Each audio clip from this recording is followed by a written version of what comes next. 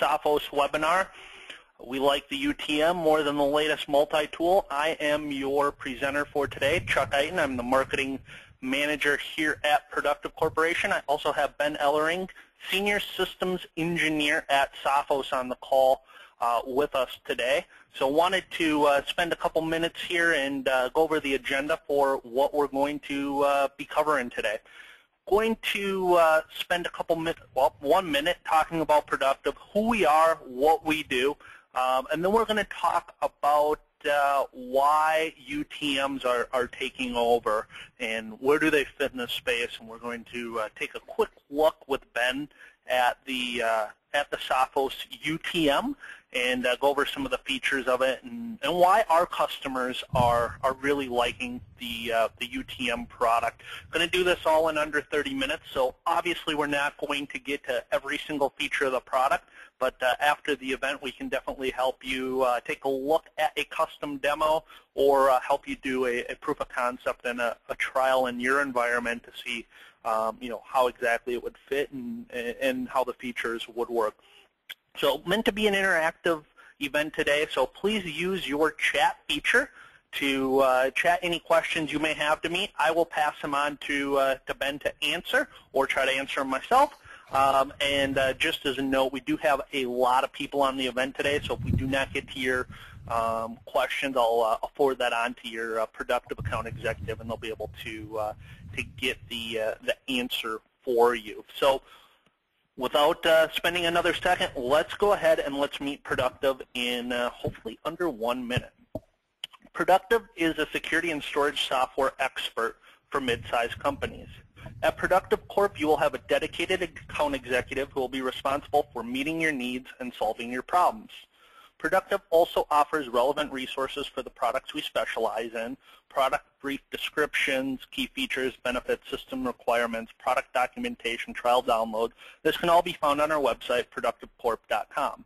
Productive also has learning centers which contain how-to videos for implementation and optimization for many of the products we sell.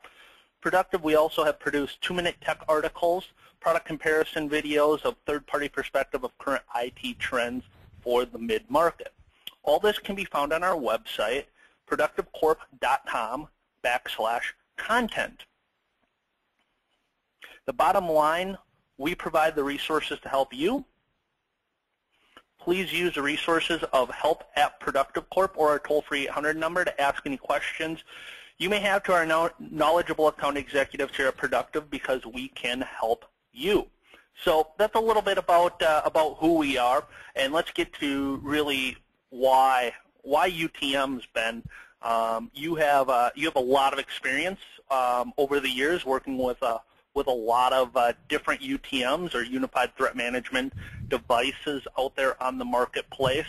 And what we found with our customers is what some of the things they like is, right, we're talking about the whole theme here was, the latest multi-tool, because that's really what a UTM is. You can do everything from your gateway firewall to your endpoint security, plus a lot more in between with a UTM. So maybe with this slide you can talk a little bit about UTMs and why are they becoming more and more popular in securing especially the mid-market.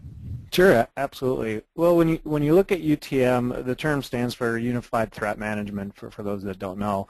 Essentially, those are kind of marketing terms. There's a couple other terms that are being thrown around, Next Generation Firewall or NGFW or Multifunction Firewall. In some cases, people are calling them Application Aware Firewalls. So really, when you take a look at why these are gaining in popularity, it has to do with a couple things. One is definitely the feature sets on these devices. Now, there's a lot of manufacturers out there, and not all feature sets are going to be 100% the same. When you look at what traditional UTM or next generation firewall, usually those components are going to consist of your basic firewall. They're going to consist of your IPS or your intrusion protection services. It's going to be antivirus, so network antivirus protection, as well as, in some cases, web filtering and even application control, so being able to click control layer 7, so components within Facebook, like Facebook chat and those sorts of things. The reason why they're starting to take popularity is not only because of the feature sets, but also because they simplify the security aspect of making sure you have your policies enforced. One of the things that they found is that the more devices you have, your multi-layer approach, that's a great approach. But what tends to happen is they tend to be too complicated, and what happens is that they end up opening holes in networks, and people don't even realize that they maybe have something misconfigured, and they don't have all their devices working properly. So simplifying the security aspect, taking some of that control out is definitely some of the things that have been advantages and what people are looking for within UTM appliances or next generation firewall appliances. Okay, cool. So with that, right, you talked about some of the layers of complexity out there, and we have some large customers on this call, and we also have some small customers, but that's really one of the nice features is the ability to scale with a UTM, right? Well, absolutely, and that's kind of when you take a look at the different options that are out there. I mean, you have your 10 user shops that are going to be able to use and get a high level of security. And within Sophos, we have what's called our Sophos Labs team, where they're very active and doing a 24/7, 365 days a year protection that you can send out to, and the devices will automatically stay updated. So it works great for the small and medium business, and then for those who have the traditional security administrators, it gives them a lot of visibility and a lot of customization and granular controls that they can actually put in place to be able to get to the level of detail that some of the larger environments are looking for as well. Okay, cool. So I see you have up the UTM console, and my understanding on the UTM is there's a bunch of ways you could buy it as either virtual, physical hardware, software, right? There's a bunch of ways you can do this. That is correct. There are a number of ways that you can put these sorts of devices in your environment. We have the physical devices. This is a physical UTM appliance that I have in my lab that we'll be taking a look at. We also have the VM or virtual versions that you can spin up on your virtual environments. The interface is going to look exactly the same, and your configuration options are going to be the same.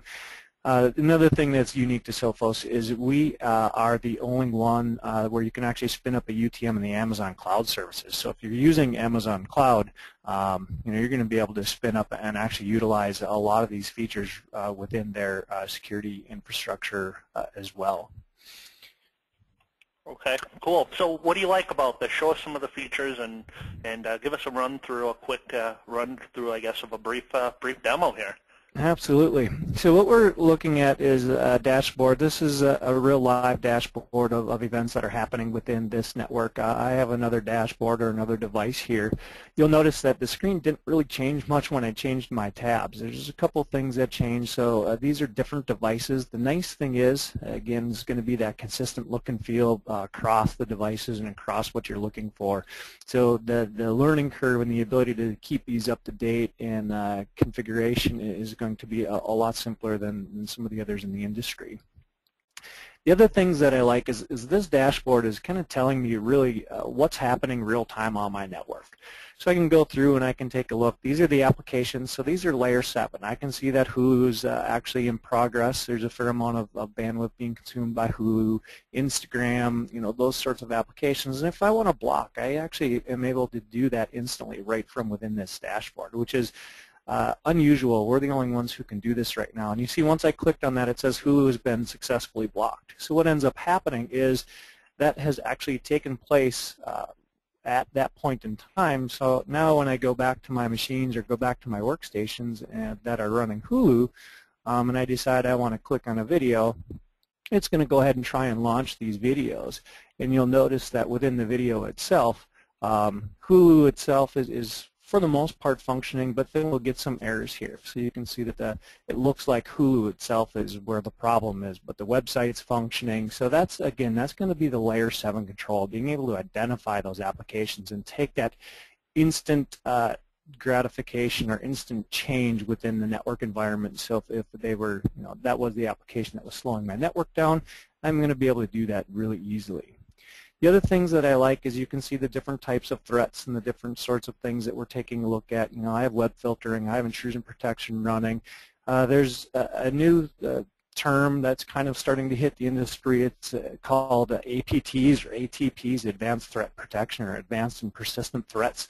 And when you look at what those types of threats are, you can go out and take a look at, again, our Sophos Labs, a very active organization.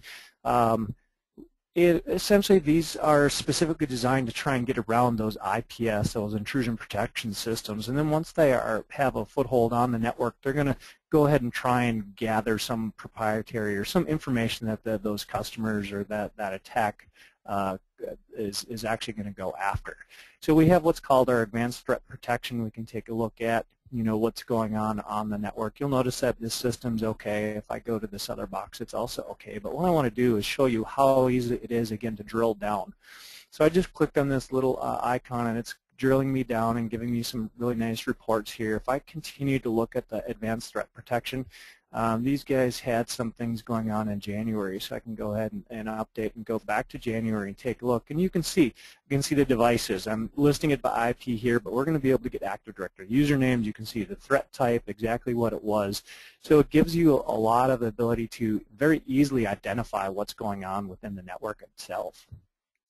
So those are some of the things that I find very useful when you start looking at dashboards, is that ability to tell me and give me that visualization of what's happening on my entire infrastructure.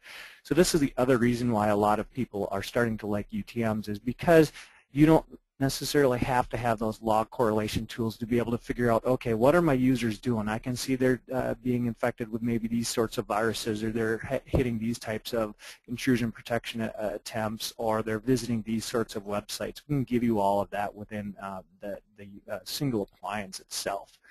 So as we go through, I'm just going to go ahead and take a look. We'll look at web protection. You'll notice when I click on it again, it kind of gives me that high-level dashboard. Here you can see some Active Directory users. So this is tied in with AD.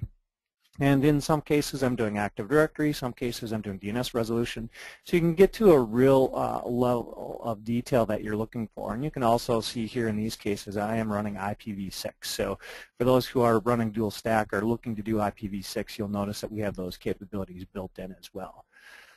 My web filtering policies, so these are my policies that I have set. Again, I'm integrated with Active Directory, so I have specific policies for my managers and for my finance users and my help desk users. Those are Active Directory user groups, and you can see what I'm allowing them to do. And then you can see they have multiple policies. So they'll have a single manager policy, and then they might fall back to the base policy depending on you know, what kind of machine they're coming in from, or whatever might be happening in those cases. Lots of different options. You know, here you're filtering actions. You can get very granular in how you want to control that. We're not going to go into any details in the filter actions there. The application control. So this is that layer 7. This is what most companies, or what Gartner has kind of termed as next generation firewall capabilities, the ability to identify your applications. And not only to be able to identify and block illegitimate applications, but maybe applications you want to maybe give certain bandwidth to, or you want to make sure that they have content, or they're going to be able to perform in the way that you want that particular application to function. So you can see, as an example, it's Salesforce. We can do an accelerated, and we're blocking or limiting all these different sorts of applications. My application control rule. If you remember back when I went and clicked on Hulu and blocked it, here you can see this is what it did. It created a Hulu block, and it did it via inline reporting. So I know how this was particularly, this control was generated. I can go in and I can turn it off if I want to just go ahead and allow Hulu to start working again. And then I can, really nice, easy toggle switches. You can just delete it if you want. And then if you want to go ahead and control it again, if it starts becoming an issue, when you go back to your dashboard, again, I'll just be able to click on the Hulu block. You'll notice that I can also do a traffic shaping or throttling of that particular application. And again, when I go back and now I'll take a look at my application control policy again, you'll notice that it's actually listed there again. So that's really how easy it is to go ahead and do a lot of this kind of the reporting and the setup aspect of being able to control applications on the network. So some of the one other of the things, questions yeah. that we had is, what can this product do to help protect my users that are using mobile devices like tablets? Is there anything that this product does to help with that? Yeah, so when you take a look at your mobile devices, I guess there's a couple things that we have that we can control mobile device. But for the most part, this particular device is what I would consider a perimeter or a network security protection device. So it's usually a physical or a virtual appliance, and this is going to control traffic as it flows through. We can set this device up as a proxy as well. So if you want to deploy proxy services on the iPads or the iPhones or the Androids, and they're going to go ahead and use the Sophos UTM as a proxy, absolutely we can do all of that as well in those cases. When you take a look at what most companies are doing and how they're controlling, you have your BYOD initiatives or one-to-ones, depending on kind of what you're going after, is we have a couple different options when you look at those sorts of things. You'll notice that we have the ability to be a wireless controller. This particular device has 3 different wireless access points with multiple users connected to it.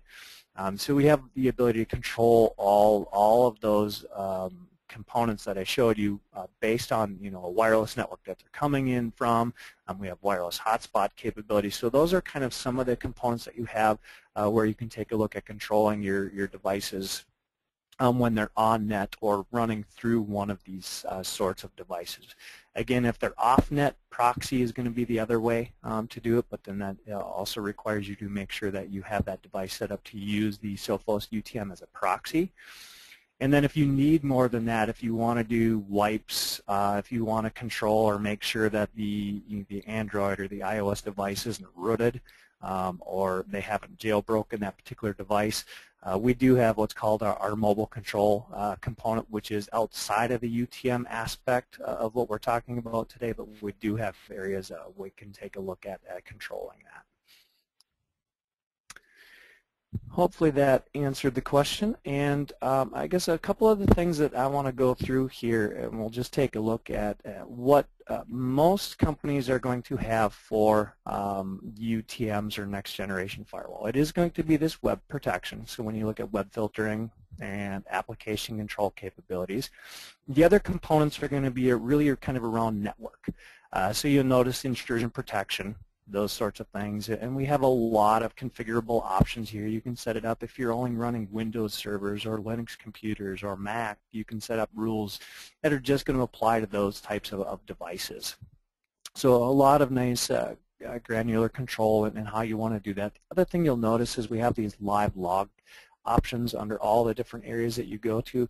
So again, we try and make the ability to go in and understand and see what's happening on these devices and on your network really easy. So that's one of the advantages of a UTM. It's kind of the one-stop shop where you can go and you can take a look at all the different areas that you're going to be controlling within your network, and then you can look at the live logs and take a look at that versus having to go to multiple products to be able to see that sort of information.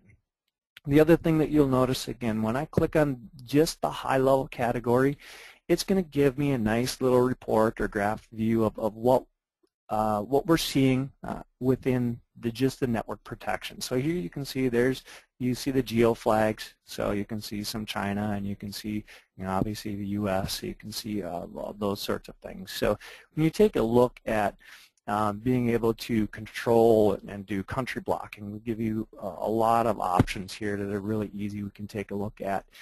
You can turn on global areas, you can choose specific countries, and then you get a couple options. You can block the traffic coming from, to, or in both directions. So the geo blocking is really easy to use, and again, that's one thing that's going to constantly be updated with the Sophos Labs. It's going to go ahead and make sure that you're not sending or receiving communications to or from countries that you don't want to. If we take a look at when we look at email protection, This is an area within the UTM where we are unique in the industry, where we can actually do full email spam filtering. Most companies on their UTM, they will have a base spam filter, but we can do per user mailbox quarantines. And the other thing that we can also do is encryption and SPX encryption. So when you look at being able to encrypt secure PDFs, we have those capabilities right from within the Sophos UTM itself. So this is going to be an area that's going to be definitely unique to Sophos. For one of the only ones that do that. So it does have enough features that you could abandon your whatever you're using right now for email as far as spam and all that goes and actually get a full featured product for email protection. Yep. Okay, cool. That is we had a question come in, and I think you can answer part of it. The other part we'll have the account executive follow up with, but it comes around the virtual licensing of if you're buying a virtual appliance. What's it support? VMware, Zen.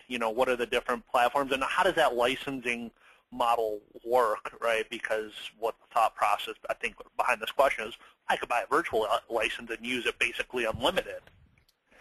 Yeah, I mean, for the most part, that's true. You can buy a virtual license. We aren't really setting there's only a couple areas where we do per user licensing, but I mean, for the most part, when you enable the feature, you have the features. So we do have our licensing tied to a specific serial number or specific IP address, those sorts of things. So if you want to do HA, I mean, you won't be able to just, I guess, fake the system out and spin up multiple virtual systems. I'm not 100% sure if that was the question. But yes, you can spin up multiple virtual environments. And in the case when you spin up a new virtual UTM, you have 30 days of free services.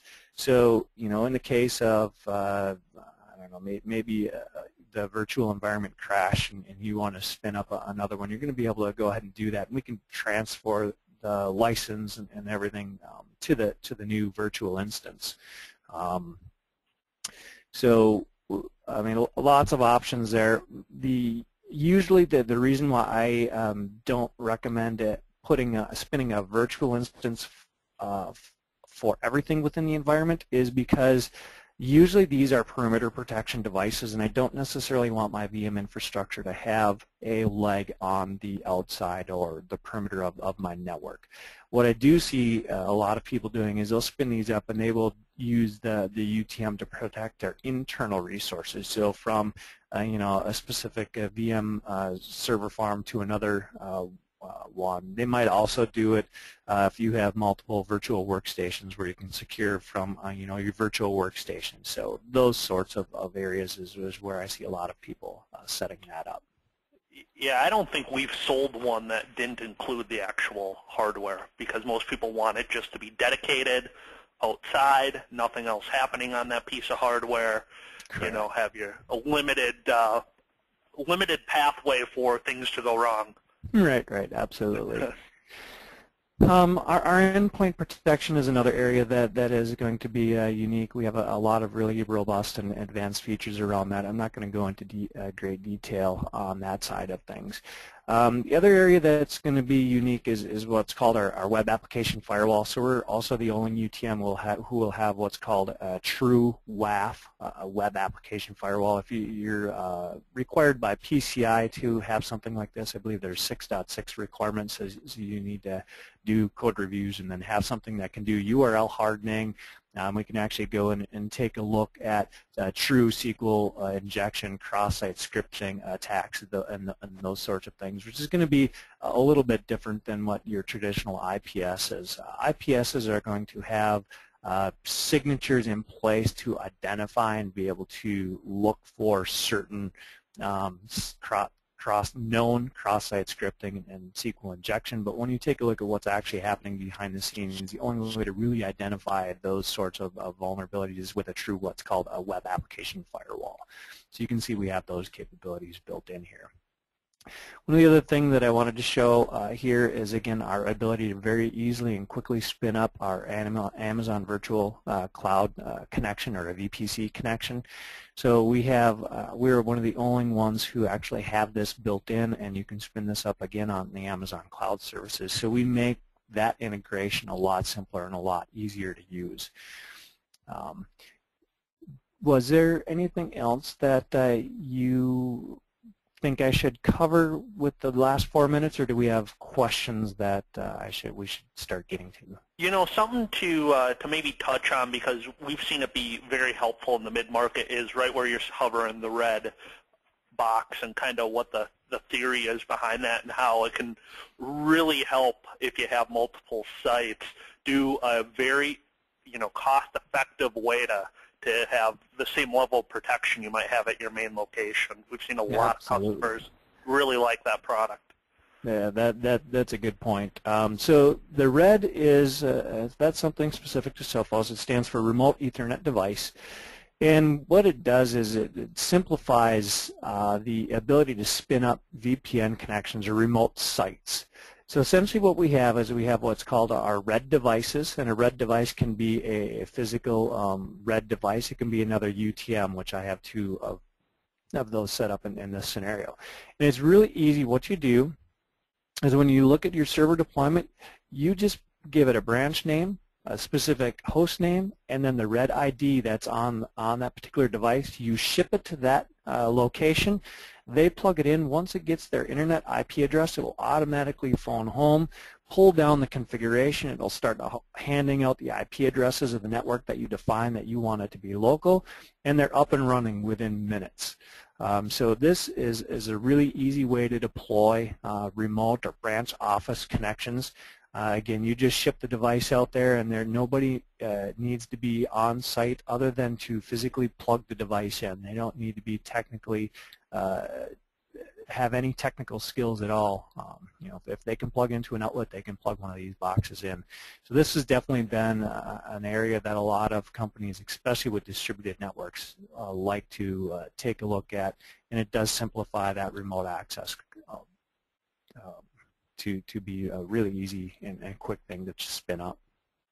And you can see some of the different options here. So we got a couple questions. Let's start here.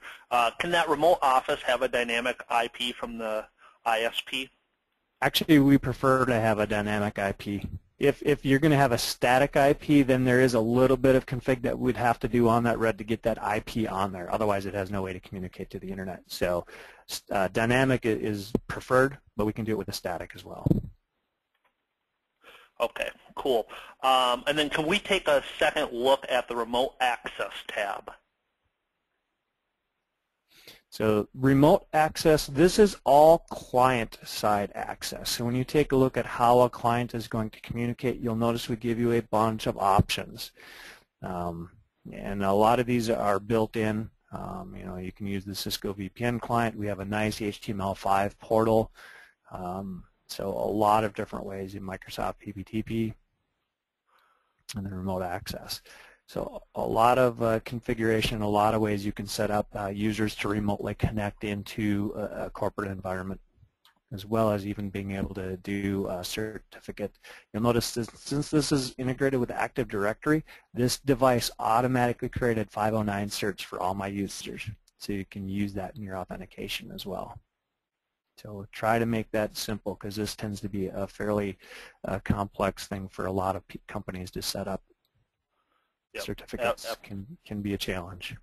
Absolutely, they can be. So we're out of time for today's presentation. I'm going to take back control here, and let's pull up the thank you slide. So Ben, thank you for another great presentation. I think you covered a lot of ground here, but there's still a lot of ground to be covered, right? And we would definitely encourage, you know, us doing a custom demo, a trial, lots of things out there we can do to help make sure that the UTM is the right fit for for your environment. So your productive account executive will be in touch today or tomorrow to answer any questions. A few of you have questions out there that I'm going to get some clarified answers on for you. So be on the lookout for those. Also be on the lookout for your gift card for attending today. I'm going to try to get those out hopefully by the end of the week, so you should be able to see those. If you don't get them by the end of the week, you can shoot me a quick note, but first probably check your spam quarantine. That's where they tend to go most of the time. So if that's all we got, Ben, again, thank you for the time. Much appreciate your help on this and giving some great insight. And everyone on the call, thank you for attending, and thank you for your time. We know 30 minutes is precious in your day, so we greatly appreciate that. And if that's all we got, I appreciate everyone's time. Thank you, and have a good day. Bye. Thank you.